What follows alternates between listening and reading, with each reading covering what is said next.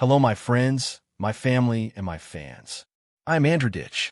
I have been diagnosed with autism and intellectual disability. Today, I want to talk about a really important topic. This is very important for millions of other adults with autism. This topic shows how incompetent the medical and mental health field really is. You go to a doctor when something bothers you, like when physical pain, stomach problems, or even when your behaviors are not seen as the social norm. This is where I start with how incompetent doctors are in identifying autism and intellectual disability, and how they often can use masking as a way to misrepresent someone's behaviors as noncompliance or argumentative rather than part of their intellectual disability or developmental disability. What are real-life examples of misinterpret shutdowns as stonewalling, misinterpret meltdowns as anger issues, use exposure therapy without sensory understanding? Below are clear, concrete, real-life examples of each situation. These are the kinds of scenarios autistic adults describe over and over, and they show exactly how misunderstanding autism leads to harm, escalation, and trauma. I'll keep them grounded, realistic, and easy to use in training, advocacy, or educational content. Small Blue Diamond 1. Real-life examples of shutdowns misinterpreted as stonewalling. Example A. Therapy session. What happens? The therapist asks a rapid series of abstract questions. Tell me how you felt emotionally during that conflict. What was your internal narrative? What did you want from the interaction? The autistic person goes quiet, looks down, can't form words, needs time to process. Clinician interpretation. You're shutting down on purpose. You're refusing to engage. You're stonewalling like in couples therapy. Reality. The person is in a neurological shutdown from overload and cannot speak. Example B. Medical appointment. What happens? A doctor asks unexpected questions about symptoms. The fluorescent lights are buzzing. The autistic person freezes and can't answer. Clinician interpretation. You're being uncooperative. If you won't answer, I can't help you. Reality. The person is overwhelmed by sensory input and processing demands. Example C. Social services/case management. What happens? A caseworker asks the autistic adult to explain why they missed paperwork deadlines. The person becomes quiet, stares at the floor, and can't respond. Clinician interpretation. You're avoiding responsibility. You're refusing to participate. Reality. The person is experiencing executive function paralysis and shame, triggering a shutdown. Small Blue Diamond 2. Real-life examples of meltdowns misinterpreted as anger issues. Example A. Workplace. What happens? A sudden loud noise triggers sensory overload. The autistic person covers their ears, cries, raises their voice, paces. Employer interpretation. You're having an anger outburst. You need anger management. Reality. This is a meltdown, not aggression, a panic-level sensory response. Example B. Emergency room. What happens? The ER is loud, chaotic, bright. The autistic person becomes overwhelmed and cries, yells, stop, tries to leave the room. Staff interpretation. Patient is combative. Patient is refusing care. Reality. The person is in sensory overload, not trying to fight. Example C. Therapy session. What happens? The therapist pushes eye contact or emotional exploration too fast. The autistic person becomes overwhelmed and raises their voice, rocks, cries, says, I can't do this loudly. Clinician interpretation. You have anger issues. You're being dramatic. Reality. This is a meltdown triggered by emotional and sensory overload, not a behavioral problem. Small Blue Diamond 3. Real-life examples of exposure therapy without sensory understanding. Example A. Noise exposure. What happens? A therapist tries to treat sound sensitivity like a phobia. They play recordings of loud noises to desensitize the autistic person. Outcome. Panic meltdown, increased sensitivity trauma around therapy. Why it's harmful? Sensory overload is not a fear. It's a neurological pain response. Example B. Crowded stores. What happens? A therapist insists the autistic person repeatedly visit a crowded supermarket to get used to it. Outcome: shutdowns, meltdowns, days of recovery, avoidance of therapy. Why it's harmful: crowds, lights, and noise overwhelm the sensory system. Exposure increases harm, not tolerance. Example C. Forcing eye contact. What happens? A clinician uses exposure principles.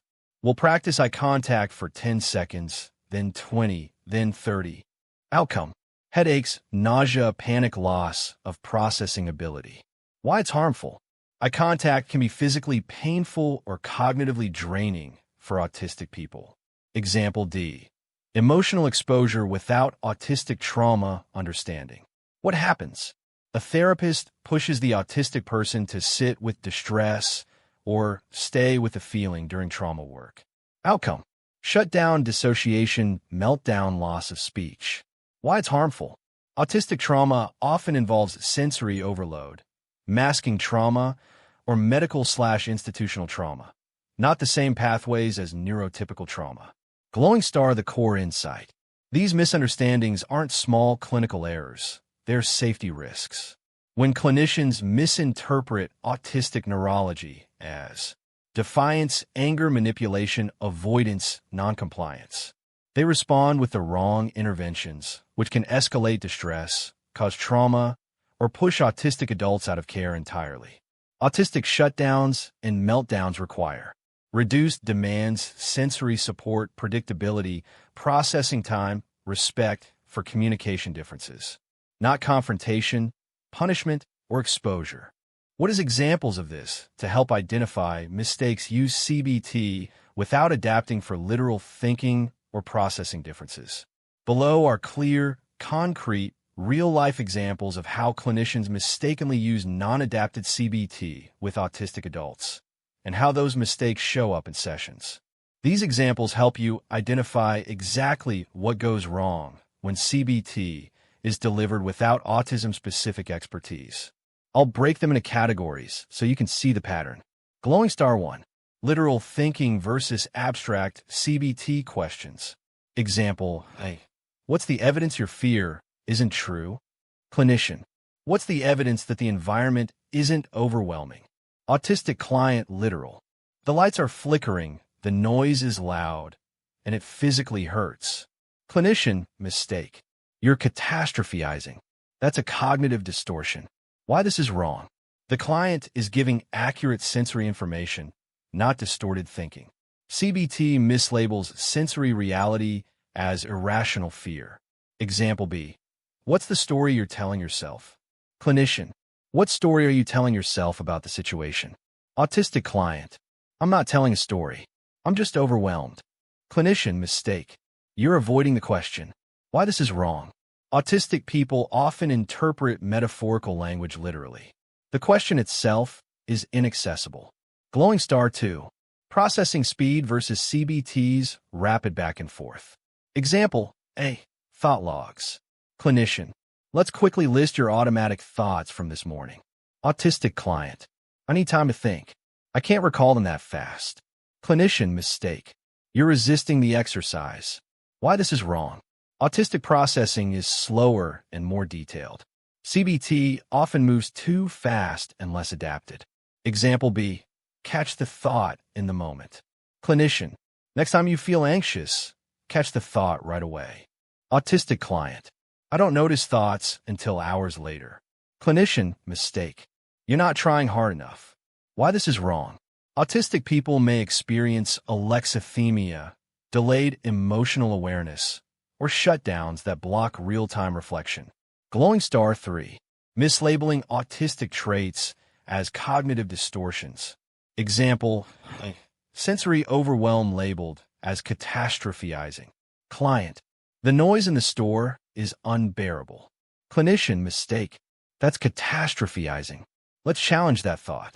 Reality: the noise is unbearable. It's a sensory fact, not a distorted belief. Example B.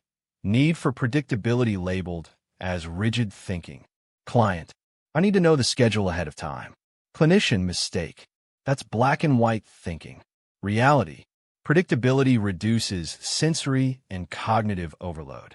It's a regulation need, not a distortion. Glowing star 4.